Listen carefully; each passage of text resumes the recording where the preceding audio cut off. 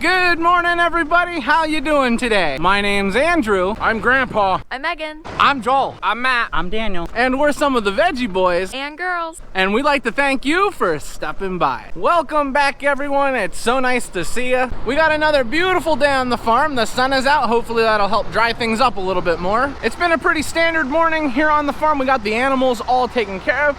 The farm market has been set up, and Dad just got back from the wholesaler.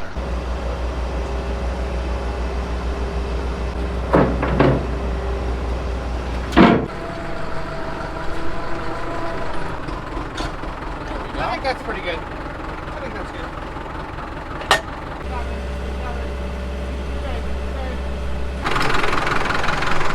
At the moment, we are working on cleaning out our auger. It's been quite a while since we've taken anything out of the bin, so we just wanted to make sure this was cleaned out.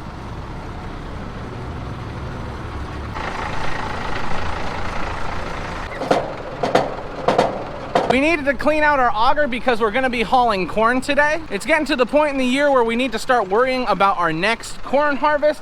So we've got to get emptying our bin. Now, those that have been around a little longer know that the corn that we harvest is also what we feed our animals. That's why we store it. Now, we always store a little extra just in case so that we will always have enough feed for our animals. And if we need to make a quick sale, we can. And we're gonna have plenty of corn for our cattle in the meantime. So what we're gonna be working on today is pulling some corn out to sell.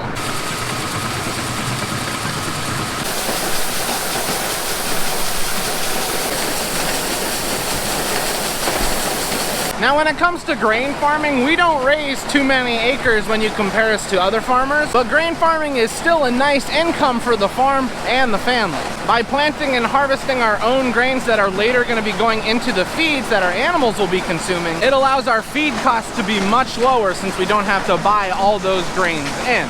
Now, what we'll do when we have an excess, which we always do every year, we will take this bin and fill it with corn and then dry it down, and then we'll sell all the corn inside. And then if we have a really good year, we can fill it, dry it, sell it again, and then fill it with enough grain for our animals.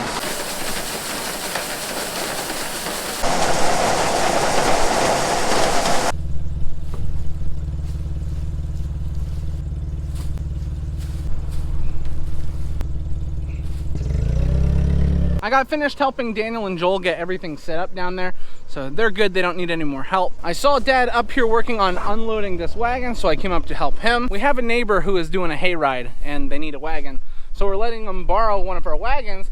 We just needed to get all the straw pulled off of it. It's actually a good opportunity for us to get this wagon cleaned off because we needed more straw to sell up in front of the farm market. Now that just works for everybody.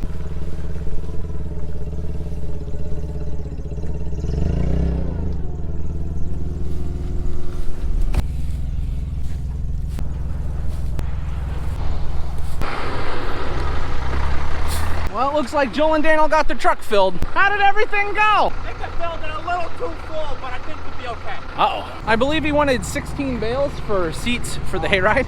So we're gonna leave 16 bales on forward. Now that we're finished with that, we can move on to our next job.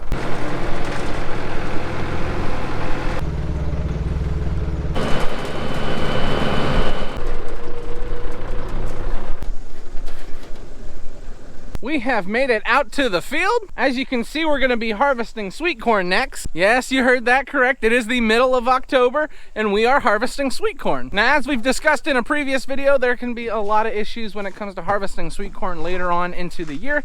So we're gonna have to be a little careful. Well, that doesn't look too bad for the middle of October. You drive out through the 2 rows I picked over, okay? Pretty good too.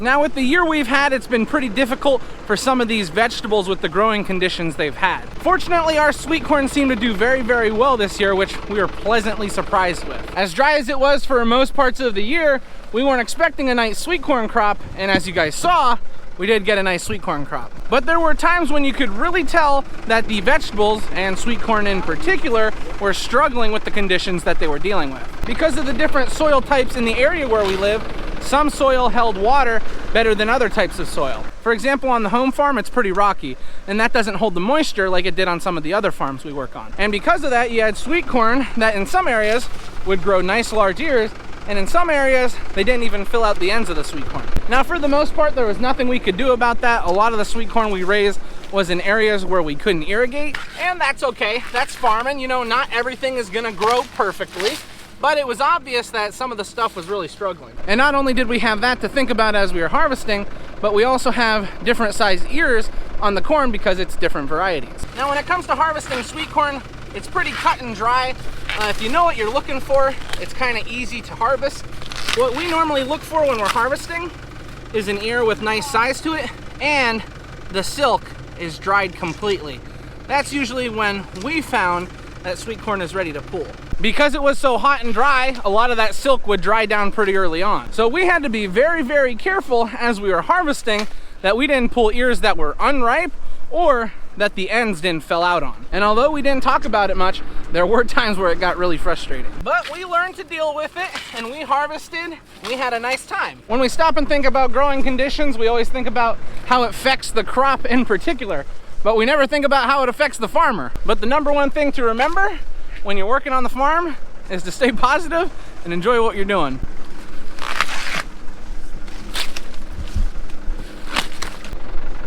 All right, everyone, that will just about do it. We weren't sure how sweet corn harvest was gonna go today, but we did get a full bin. If you look over there, you can see we still have some sweet corn varieties that are in the process of growing. I don't know if they're gonna make it. We might not be able to harvest it. It is getting a lot cooler. We have less sunlight. The growing conditions aren't the best, but we're hoping we'll be able to harvest some more. What do you think of this? The sweet corn. Wow.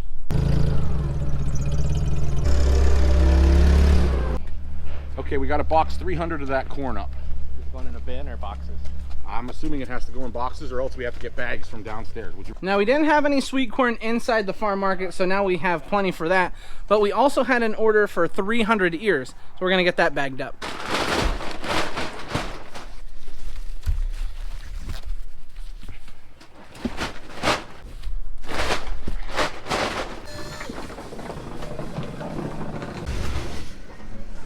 While we were bagging up the sweet corn, Joel and Daniel were working on getting all the hay equipment ready. Just the other day, Daniel went through and mowed all the grass hay and the clover hay. So Joel is gonna be taking the tedder and he's gonna go hit the clover with that because we want the clover to dry down a little bit more. And Daniel is gonna take the rake and he's gonna put the grass hay in rows because that's ready to go. All right, everyone, we are done with work for the morning. It is now lunchtime. For lunch today, we're having roast beef sandwiches, and Grammy is also frying up some chips. We just got finished with lunch. Matthew is on his way to sell the corn. Joel and Daniel just left with their pieces of equipment, and Dad and I are heading back out to the fields. A couple days. I kind of have it set so that when it throws it, like spreads it out more. That's fine. We took a little detour to check on Daniel. Right now he's raking up this hay. We have a cold front coming through tonight, and you can feel the air changing even in the middle part of the day. It's starting to get colder out. But we also have a breeze that's rolling through, so we're hoping the breeze will help dry everything out as well. Now we have a long list of stuff that we need to harvest this afternoon, and the first thing on the list is Jack B. Littles. Jack B. Littles are an orange gourd that look like a tiny pumpkin. They're very, very popular with children. And I guess they're not just popular with children. Anybody that likes to decorate likes those little orange pumpkins. So we're gonna try and get 2 baskets full of Jack B. Littles.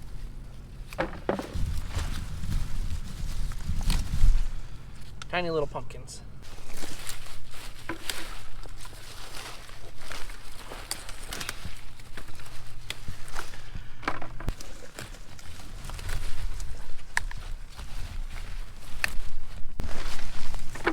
The other day, Gavin and I went through the Jack B. Littles and we picked them pretty heavily. We were only able to find 1 basket today, but that's okay. It just means that we're done harvesting Jack B. Littles for the year.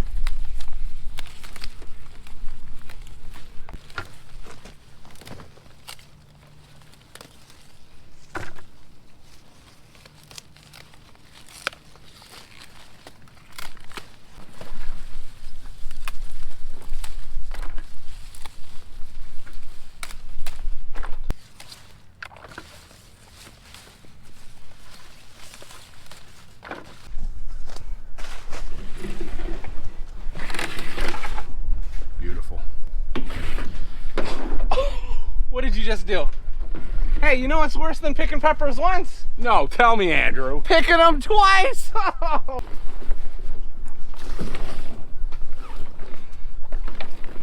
Just so you all know who drops the peppers around here, it's Grandpa. We got our long hots picked, now we're on to the next thing.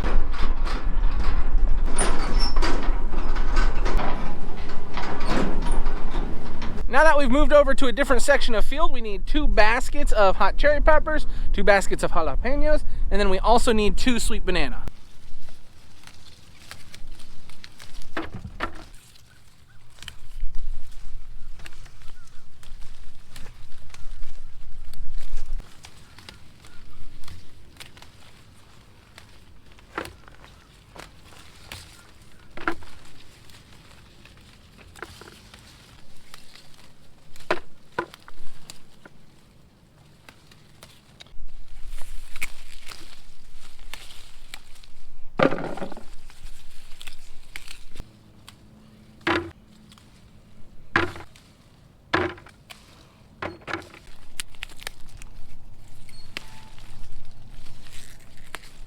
Now with these hot cherry peppers, it's neat how the plant changes as you harvest it a few times.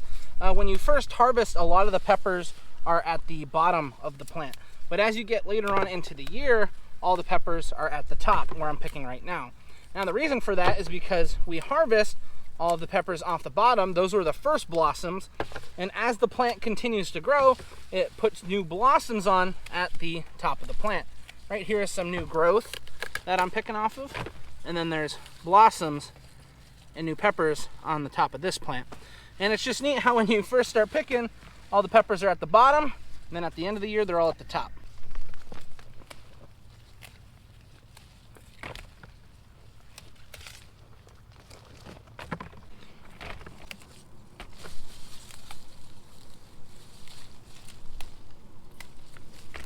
As I was finishing off the last basket of hot cherry, Dad got the sweet banana picked. The sweet banana looked really nice, but anything with color on it is starting to not look nice at all. We were going back and forth deciding if we wanted to do 1 or 2 baskets of sweet banana for the weekend. We decided on 1 because a cold front's coming through. Usually when it's a little on the chillier side and it's windy, you're not as busy in the farm market. So we decided on only 1 basket of those.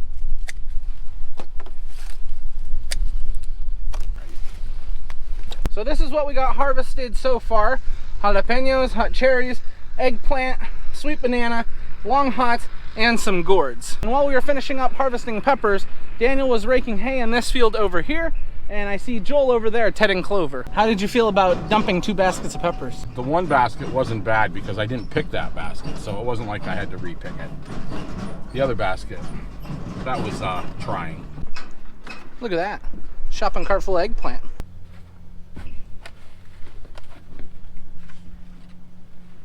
What are you doing in there? Freezing! Once we got everything offloaded from the truck into the cooler, we were helping a little bit back at the farm market. And as we were helping out and moving some things around, we noticed we didn't have too many corn stalks back there. Corn stalks are something a lot of people like to buy for decorations. And with the weekend coming up, people are going to be looking for decorations for their house. And if we don't have any corn stalks there, well, then we won't be able to sell any. So we're going to try and get some corn stalks.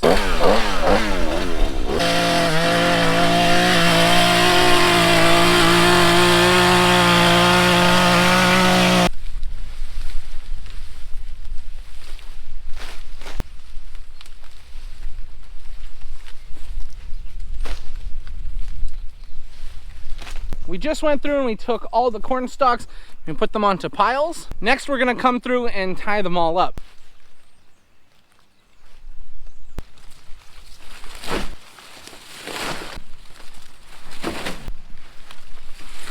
Matthew just got back from delivering that load of corn, and he was able to help us finish up putting all the stalks onto the truck. I got here just in time to make sure that they did it right. Ask Dad how many baskets of peppers he spilled today. Dad, how many baskets of peppers did you spill today?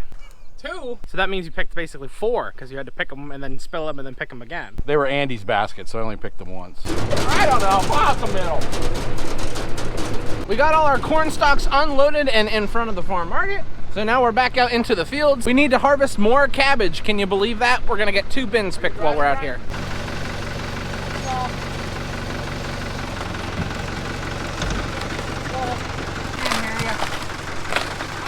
didn't hear you.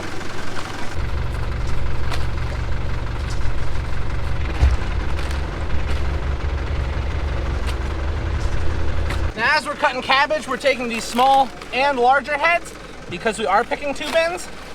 This variety of cabbage we're in right now, though, the heads are getting pretty large. Small one.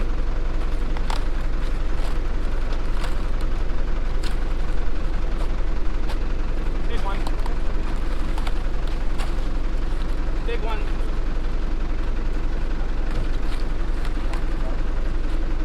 Big one.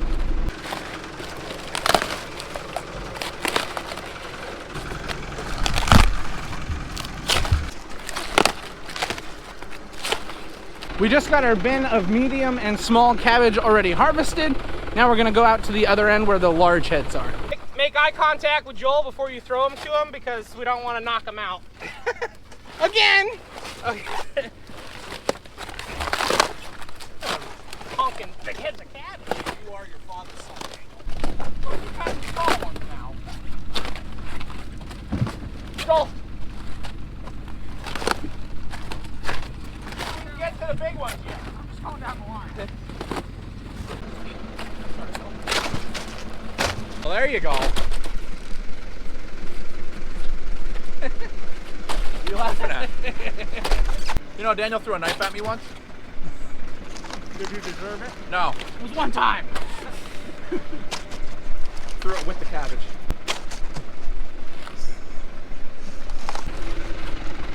That's it. That's all the cabbage.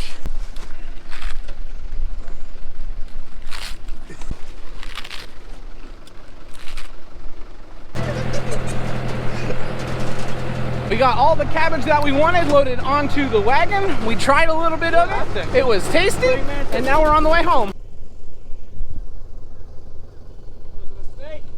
Praying mantis. Andrew. Look at all those crows.